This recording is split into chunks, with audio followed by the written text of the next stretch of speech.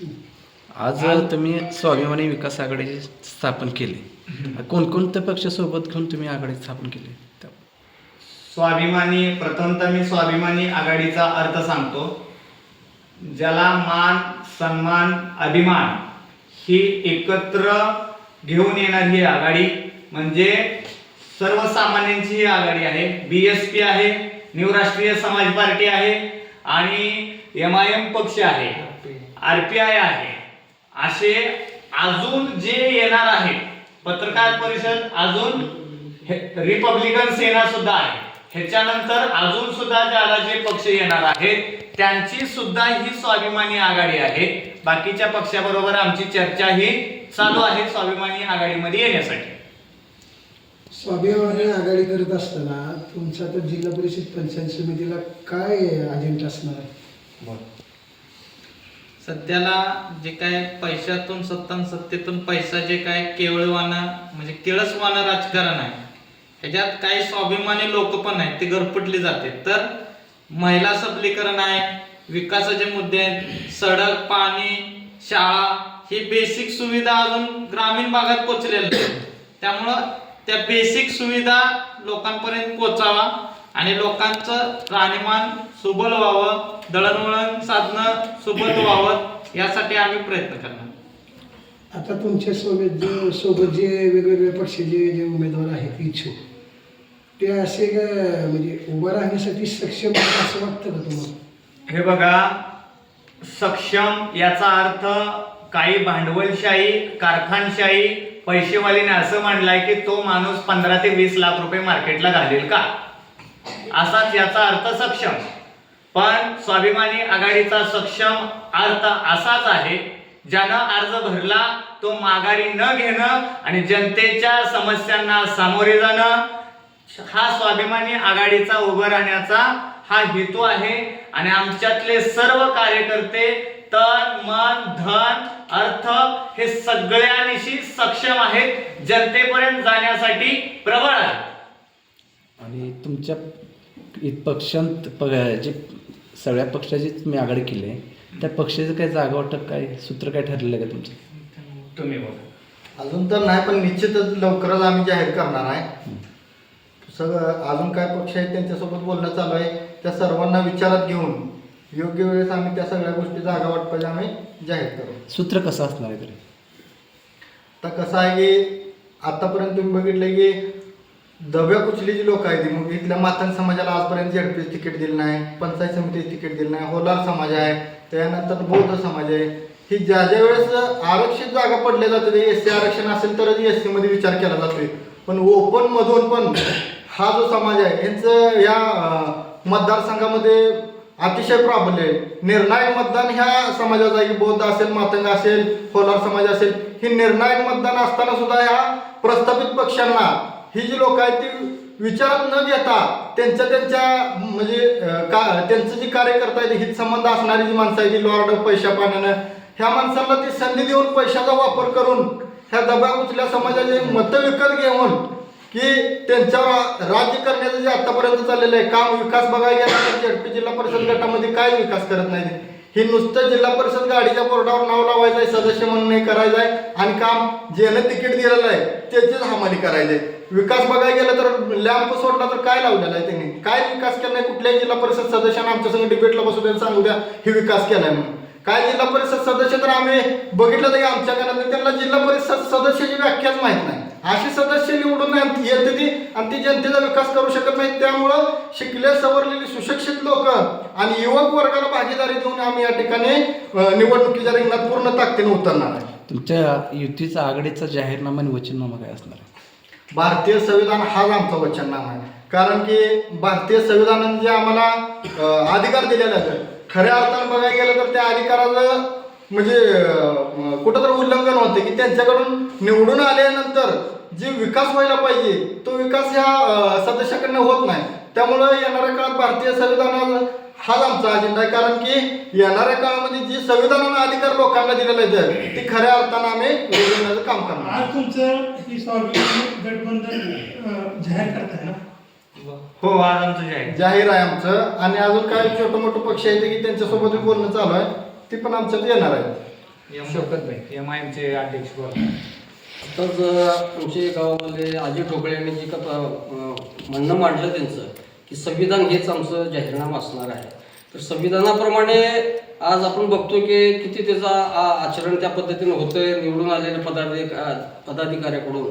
तर आमचं एक भूमिका इथं असणार आहे की जो माणूस या ठिकाणी निवडून आमच्या स्वाभिमान विकास आघाडीमार्फत जाईल तर तो संविधानाला मानणारा, प्रस्थापितांच्या विरुद्ध बंड करणारा, कारण पुन्हा पुन्हा तेच व्यक्ती निवडणुकीमध्ये उभा राहणे आणि निवडून येणे हे कुठंतरी खंडित झालं पाहिजे. नवीनाला, युवकांना, शिकलेल्यांना संधी मिळाली पाहिजे हाही यातला मुद्दा.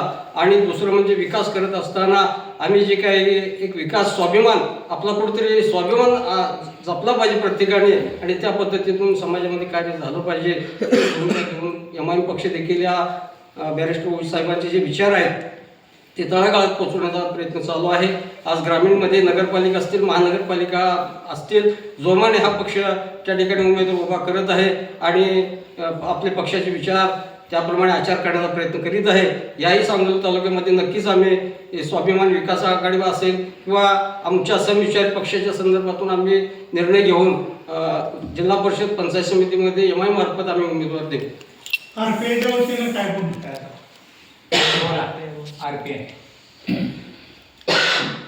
तुमची काल पक्षाची मीटिंग झाली, काय ठरलं? काल वेळापूरला आमची सोलापूर जिल्ह्याची बैठक झाली. माननीय प्रदेशाध्यक्ष राजाभाऊ सरवदे यांच्या मार्गदर्शनाखाली मीटिंग झाली. येणाऱ्या काळात पंचायत समिती व ZP ह्या कशा रीतीने लढायच्या ह्या विचार विनिमयासाठी काल आमची महत्त्वाची बैठक होती. त्या बैठकीत विषय असा झाला की आमच्या आता RPI आम्हाला ते कुठला पक्ष गृहीतच धरत नाही हो.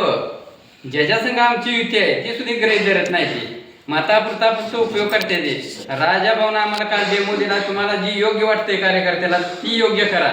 त्याच्या पाठीमागे मी खंबीरपणे आहे. सांगोला तालुक्यात RPI आठवले गट स्वाभिमानी आघाडीसोबत सर्व जागा लढवणार. तसं मी माझं वैयक्तिक मत आहे. पक्ष तुमच्या सोबत असणार आहे का? सोबत तुमचा पक्ष असणार आहे का? हा? पक्ष सोबत असणार आहे का? पक्ष साहेब म्हणतील तसं राहणारच आहे सोबत. हो, जर साहेब जर महायुती बरोबर जायचं म्हटलं तर साहेबांनी काल डेमो दिलाय आम्हाला. तुम्हाला जी योग्य वाटतंय त्या पद्धतीने तुम्ही करा. प्रत्येक कार्यकर्त्यांना तुम्हाला सोयीस्कर वाटतंय, आता मला सोयीस्कर वाटतंय की त्या आघाडी बरोबर यावं.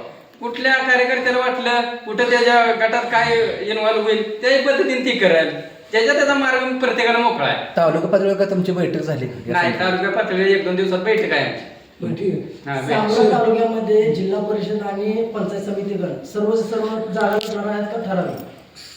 छत्रपती शिवाजी महाराज, अहिल्यादेवी होळकर, उमाजी नाईक, डॉक्टर बाबासाहेब आंबेडकर, फुलेजी, राजर्षी शाहू महाराज या सगळ्यांची शपथ घेऊन, या महामानवांची शपथ घेऊन सांगतो की सांगोला तालुक्यातील सगळे पंचायत गण, महूद गट, जवळा आणि बाकीचे आजूबाजूचे पंचायत गण, पंचायत समित्या, जिल्हा परिषद चांगल्या ताकदीनं प्रस्थापिताला घाम फुटेल त्याचं डिपॉझिट कसं जप्त होईल, आमचा उमेदवार कसा जिंकून येईल असं आमचं टार्गेट ठरलेलं आहे. आणि आम्हाला हा पैसा 100% पोच करणारा सामाजिक बांधव आहेत, त्यामुळं काही अडचण नाही. हे प्रस्थापित पक्ष काय विचारते शेका पक्ष असो, भाजप असो, शिवसेना शिंदे गट असो, उद्धव ठाकरे गट असो, तुम्ही सर्वांना राजकारणात साथ दिलेली, पाठिंबा दिलेला आहे, मिळून राजकारण केलेलं आहे आतापर्यंत. तर आता असं का व्हायला लागलं की तुम्हाला स्वाभिमानी आघाडी स्थापन करावी लागणार आहे? तुम्ही चर्चा केली का त्यांच्यासोबत त्या बाबतीत? हे बघा, आम्ही त्यांच्याशी चर्चा करायला आमची स्वतंत्र पक्ष आहे, बरोबर, स्वतंत्र आमची आघाडी आहे. एखाद्या पक्षाबरोबर त्या आपलं हित, जनतेचं हित जर साधक होत नसेल तर आपण त्या आघाडीला गरीब जनतेला, गरीब समाजाला नेऊन कशासाठी बांधायचं?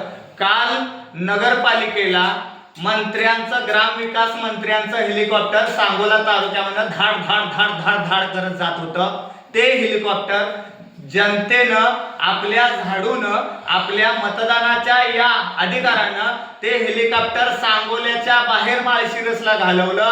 एवढी जनता ही सांगोला तालुक्यातील स्वाभिमानी आहे, अभिमानी आहे. त्यामुळं इथून पुढं पैशाचं राजकारण सांगोला तालुक्यात चालणार नाही आणि जो पैशाचं राजकारण करेल त्याची अवस्था त्या हेलिकॉप्टर सारखीच होईल. तुम्ही नगरपालिकेला सर्व जागा लढण्याचं असं आश्वासन दिलं होतं. हा. अचानक तुमच्या एक पण उमेदवार रिंगणात कसं काय नव्हते आणि आता तुम्ही बोलताय. आता तुम्हाला सांगतो, नगरपालिकेला आम्ही सर्व जागा लढवणार असं आश्वासन दिलं. आम्ही लोक सुद्धा उभी केली, पण काही प्रस्थापित पक्षांनी त्यांना पैशाचं आमिष दाखवून दमदाटी करून त्यांना अर्ज माघारी घ्यावे लागले. त्याच बरोबर. गोष्टी जर आता झाल्या तर 100% होणार नाही. त्याच्यासाठीच ही आघाडी आहे. त्यावेळेला आमची आघाडी नव्हती. असं परत काय होऊ नये ह्याच्यासाठी ही आघाडी आहे. त्यावेळेला हे पक्ष स्वतंत्र लढत होते. आता हे पक्ष स्वाभिमानी आघाडी खाली बांधलं गेलेलं. त्यामुळे हे पक्ष कोणालाही नाही. उद्या दीपक आबा असेल, उद्या शाली बापू असेल, उद्या बाबासाहेब असेल, अनिकेत असेल, हे कोणी जरी आम्हीच दिलं, मी 10 लाख देतो, 5 लाख देतो, तुला घर देतो, तुला रान देतो, हे आमचं सगळं जी मावळं आहे ती, हे आमचे सगळे जे सरदार आहे ती, ही कशालाही छत्रपती शिवाजी महाराजांचे सगळेच मावळे या स्वराज्यातले हे कुठेही न हलण्यासाठी स्वाभिमानीसाठी इथं आले. त्यांना मान सन्मान न मिळाला, स्वबळाचा नारा इथून पुढं.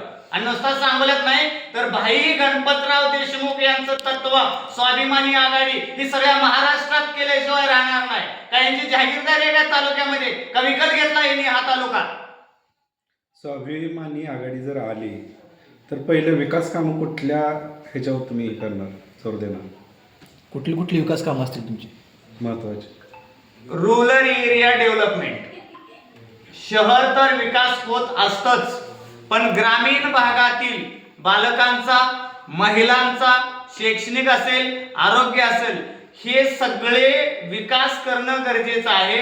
आणि पहिला आमचं जे असेल की बाबा रोजगार, हा सगळ्यांना रोजगार मिळाला पाहिजे. जे दूध व्यावसायिक आहेत, दूध उत्पादक आहेत, कारखान्यामध्ये कामाला जाणारे आहेत, त्याचबरोबर सूतगिरणीमध्ये कामाला जाणारे आहेत, त्याचबरोबर काही भांडवलदारांनी स्वतःच्या पक्षाचा प्रचार करण्यासाठी शिक्षण संस्था काढली, त्या शाळेवरती शिक्षक फुकट कामाला जात आहेत, त्यांची लेकरा बाळांचं शिक्षण करता येत नाही. ह्याच्यासाठी स्वाभिमानी आघाडीमध्ये आज शिक्षक सुद्धा येत आहेत, त्यांची मुलं सुद्धा येत आहेत. आणि सर्व हा तालुका इथून महाराष्ट्र, नुसता हा सांगोल तालुक्यासाठी नाहीये, ही सगळ्या महाराष्ट्रासाठी ही एक चिंगारी आहे, ही एक आग आहे. आणि ती सांगोला तालुक्यामध्ये डॉक्टर भाई गणपतराव देशमुख यांचा आशीर्वाद घेऊन सगळ्या महाराष्ट्रामध्ये पसरवण्याचा आम्ही विचार करतोय. तुम्ही बोला. हा बोला, त्यांना बोलू द्या, त्यांना विचार. तुमच्या कोळा गटामध्ये शेका पक्षाचं वर्चस्व एवढं मोठं असताना तुम्ही निवडणूक लढवता, तुम्हाला काय वाटतं तुमचा टिकाव लागेल? आमचा टिकाव साहेब असा आहे की शेकापमध्ये काम करत असताना आमच्या वडिलांनी पण त्यांचं पहिल्यापासून काम केलेलं, आम्ही केलं. आणि आमचं ज्या वेळेला आता जे त्यांनी जे सुरुवात आमच्यावर जे त्यांनी जे बाकीच्या काही गोष्टी आम्ही कधी अंमलात आणल्या नाहीत, त्यासाठी की आम्हाला वाटतंय की आम्ही परंपरेचा जो पक्ष आहे त्यांनी कुठल्याही थोड्या खालच्या स्तराच्या लोकांना जर सामावून घेत नसेल तर आपल्याला हा पक्ष बदलला पाहिजे. त्या भूमिकेनं आम्ही बदल केलेला आहे.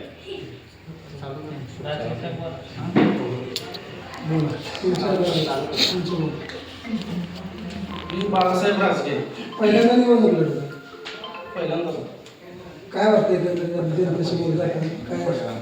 जनतेसमोर आम्ही जात असताना हा स्वाभिमानी पक्ष हा फुले शाहू आंबेडकर या विचाराचा पक्ष आहे. आणि हा पक्ष निश्चितपणे आम्ही पूर्णपणे ताकदीने पुढे नेऊ. आमच्यावर जेवढी जबाबदारी पक्षाने देईल तेवढी पूर्ण प्रामाणिकपणे आम्ही काम करू. तुमचं काय महूद जिल्हा परिषद गटात आता शेका पक्ष बलाढ्य आहे, शिवसेना आहे, त्याच्यासमोर तुम्ही पहिल्यांदा निवडणूक लढवणार, बलाढ्य म्हणजे नक्की कशासाठी म्हणायचा? तो आर्थिक बलाढ्य आहे का कामातनं बलाढ्य का विकास कशासाठी तो बलाढ्य असं समजायचा आपण? आतापर्यंत महत्वाचा मुद्दा कुठंही त्या गटामध्ये कुठलंही सार्वजनिक कुठलं काम नाही. मोहोळ सारख्या सिटीला एसटी स्टँड सुद्धा नाही. इतकी जबरदस्त वाहतूक कोंड्याची धडक चालतात आणि पूर्ण तिथं कुठलीही महिला सुरक्षित नाही. कुठलाही विषय त्यांनी फक्त ही पैसेवाल्याला 2 कोटी रुपये खर्च किंवा पंचायत समितीला 1 कोटी रुपये ही अशी त्यांची भावना. बलाढ्य ही आर्थिक बलाढ्य, विकासाच्या कामानं बलाढ्य एकही नाही. आणि फक्त गाव घरी जाऊन त्यांच्या रामराम काढणं, त्याचे भेटणं हा बलाढ्य नाही किंवा त्यांचा विकास नाही. तुम्ही सर्वसामान्य पुढे जाताना त्यांना दिशा दाखवून द्या, मी काय करू शकतो. आम्ही सत्तेत नसताना सुद्धा केले, करून दाखवतोय. मोहोळ CCTV केलेले आहे, एसटी स्टँडचा मुद्दा आहे, सार्वजनिक भरपूर असे उपक्रम राबवलेले आहेत. आणि सर्वात आमचा महत्वाचा मुद्दा आहे सांगोला तालुक्यामध्ये खवासपूर या ठिकाणी मुख्याध्यापक शाळेवर नसतात. तिथं प्रायव्हेट 5 ते 7 हजार रुपये पगारानं लेडीज कामाला तिथं ठेवले जातात. अशी एक घटना आहे सांगोला तालुक्यात. आजपर्यंत आपले हे आमदार आहेत, या आमदारांचं लक्ष सांगोला तालुक्यातील प्राथमिक शाळेवरती नाही. गरीब वंचित समाजाची लेकरं त्या शाळेवर जातात. हा पहिला उदाहरण आहे. त्यामुळं प्राथमिक शाळेवरती लक्ष ठेवणं, शिक्षक येतो जातो, शिक्षकांच्या गरजा, त्या मुलांच्या गरजा हे सुधारणं हे गरजेचं आहे. आणि प्रायव्हेट शाळांमधली जी दुकानं आहेत ना, यांची पैसे घ्या ना ऍडमिशन द्या, पैसे घ्या ना ऍडमिशन द्या. अहो इथं 11वी 12वीला सुद्धा पैसे घेऊन मुलं पास केली जातात बोर्डावर. ही यांची पात्रता, यांच्या शाळेला निकाल लागत नाही. त्यामुळं गुणवत्ता तालुक्यामध्ये, आर्थिक गुणवत्ता, व्यावसायिक गुणवत्ता, डेव्हलपमेंट गुणवत्ता आणि राजकीय सुद्धा गुणवत्ता. आज राजकारणाची पातळी खालच्या ह्याला घसरलेली आहे.